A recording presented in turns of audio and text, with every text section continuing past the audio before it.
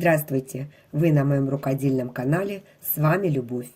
Сегодня буду шить наволочку или чехол на ортопедическую подушку. Раньше все пользовались обычными подушками 70 на 70 или 80 на 80.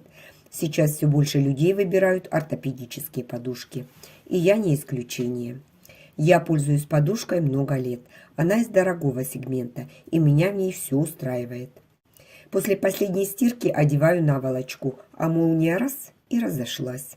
Бегунок остался на одной стороне. Сама наволочка сшита из хорошего перфорированного трикотажа. Поизносилась, конечно, но думаю, ничего, подремонтирую, еще послужит. Заметила затяжку. Рука сама потянулась убрать ее. И вот результат. Я поняла, это последняя капля. Пора шить новую. А тут моя подписчица Рита Зырянова пишет в комментариях под видео, что у нее такая же проблема. Нужна наволочка, не знает, как сшить. Я буду шить из джинсов. Они подошли мне по цвету. Носить их не стали, они практически новые. Ткань не стречевая, с благородным отливом. В моем случае это будет скорее чехол. Но можно сшить и из бязи, будет наволочка. Технология пошива абсолютно одинаковая. Для начала сделаю выкройку. Взяла лист бумаги, поставила подушку на боковую сторону и обвела карандашом по контуру.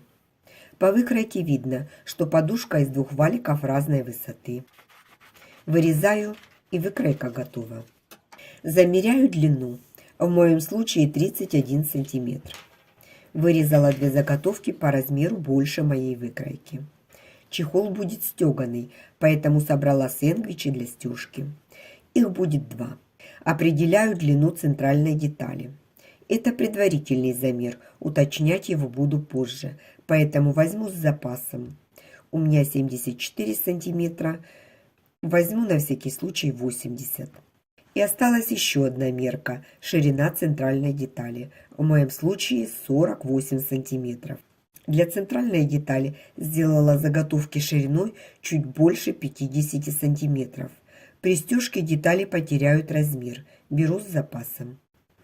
Длину буду собирать из 3 фрагментов. Для каждого собрала сэндвич. Основная ткань, синтепон 100 грамм и подкладочная ткань. Все заготовки простегаю и потом буду работать с ними дальше. Все заготовки простегала квадратами 3 на 3 сантиметра. Стегала двойной иглой. Нить взяла в тон ткани. Лицевая и изнаночная сторона получились одинаковые. Первую строчку прокладывала в шов соединения, поэтому его практически не видно. И потом прокладывала строчки в обе стороны от этого места. На заготовке для боковых деталей обвожу выкройку в зеркальном отражении. От намеченной линии прокладываю прямую строчку на ширину лапки. Это припуск. Вырезаю как можно ближе к строчке. При разметке старалась совмещать стежку на деталях, чтобы выглядели одинаково. Подготовила 2 боковые детали и 3 для основной детали, 2 на заднюю панель и 1 большую на переднюю панель. На стеганых заготовках разметила детали нужного размера, проложила строчку по разметке и вырезала. На передней панели у меня будет декор. На листе бумаги нарисовала веточки с листьями, контур хорошо прорисовала. Накрываю сверху клеевым флизелином и обвожу по контуру листья. Если сомневаетесь в своих способностях, можно взять любую картинку из интернета. У меня простая, рисую сама. Разрезала флизелин на фрагменты и приклеила утюгом ткани, из которой будет мой декор. Вырезаю каждый листик по контуру. У меня небольшие кусочки ткани, поэтому делила на фрагменты. Если ткань позволяет, делать это не нужно. Чтобы понимать, какой листик откуда, раскладываю их на своем рисунке.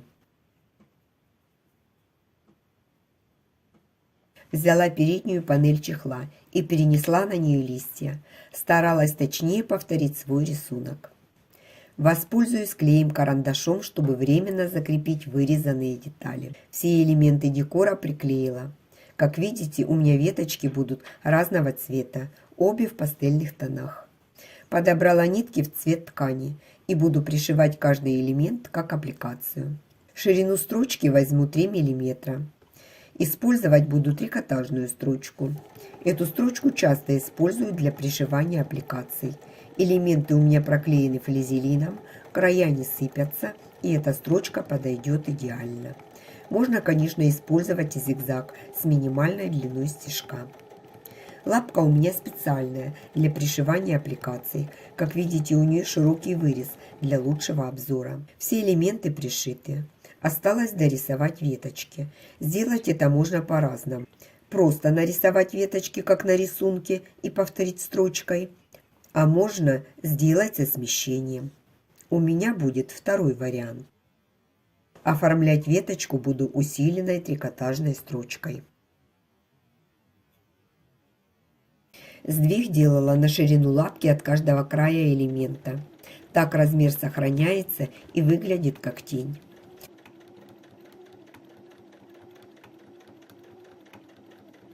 На обоих веточках делала смещение вперед и вниз.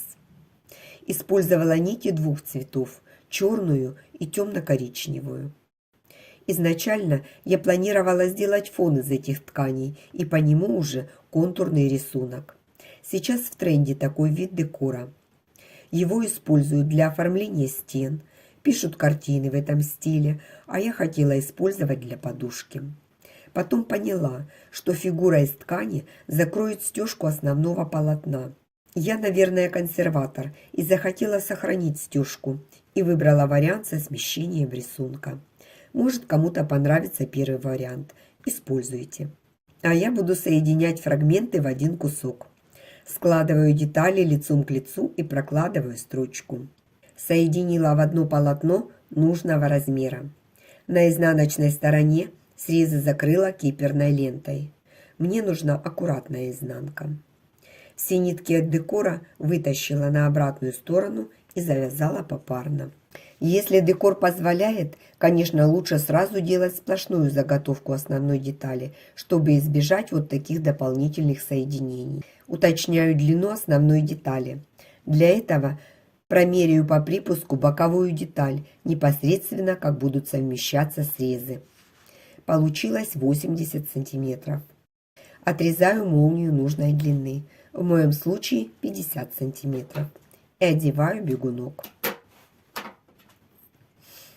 Основную деталь добавила до размера 50 на 80 сантиметров. Припуски сделала только для ширины. Для длины добавлять не нужно, они компенсируются шириной молнии. Срезы обработала зигзагом. Прикладываю молнию бегунком вниз и прокладываю строчку. С другой стороны также. Когда пришивала молнию, срезы основной детали не совмещала с краем молнии, а сдвинула на пару миллиметров. Отгибаю молнию, закрываю ей срез детали. С лицевой стороны прокладываю отделочную строчку с двух сторон. Вот результат. Все красиво и аккуратно. С обеих сторон молнии поставлю закрепки. Так удобнее будет работать. Мне понадобится кант. Сделала я его сама из плотной трикотажной ткани.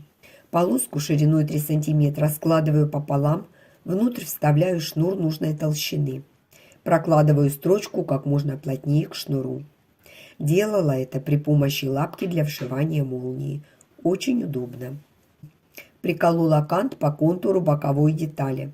Соединение канта сдвигаю от молнии в сторону, чтобы избежать лишнего уплотнения шва. Подтягиваю край ткани, высекаю кусочек шнура. Возвращаю ткань на место и сдвигаю в сторону припуска. С другой стороны поступаю так же. Кант вшила. Вот такое соединение вышло. Пришивала тоже лапкой для вшивания молнии. Как видите, припуск везде одинаковый, все аккуратно. Надрезы на скруглениях я не делала, так как трикотаж ложится хорошо. Если кант из стабильной ткани, нужно сделать надсечки на скругленных участках. Поставила контрольные точки на боковых деталях и основной детали. Фиксирую зажимами, затем соединяю по всей длине среза. Строчку прокладывала со стороны боковой детали все той же лапкой для вшивания молнии. Старалась попадать шов в шов. Шов начинала прокладывать перед молнией, закончила после молнии. Так получилась дополнительная фиксация. В этом районе нагрузка будет больше, не помешает. Срезаю все лишнее, делаю припуски одинакового размера. Осталось обработать срезы. Сделать это можно любым удобным способом. Если это наволочка из бязи, достаточно обработать край верлаком или зигзагом. Я хочу, чтобы срезы на изнанке были закрыты, поэтому обработала косой бейкой. Мой чехол на ортопедическую подушку готов. Из ненужных джинсов сшила полезную вещь. Наволочка из бязи шьется по тому же принципу, только намного быстрее и проще. Там не нужна аппликация, подкладка, все по минимуму. Единственное, что хотела бы добавить, в этом изделии толщина ткани не позволила мне сделать клапан и скрыть молнию. В наволочке я делаю клапан, люблю, когда молния не видна. Как сделать такой клапан, можно посмотреть в моем видео. Ссылку на него оставлю.